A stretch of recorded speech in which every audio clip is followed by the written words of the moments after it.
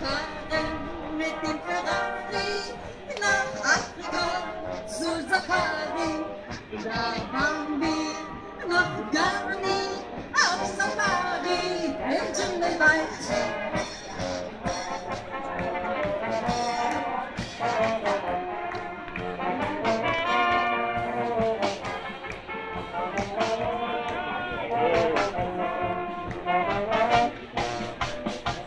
Tarzan liegt am Straßenrand und hängt die Zunge raus.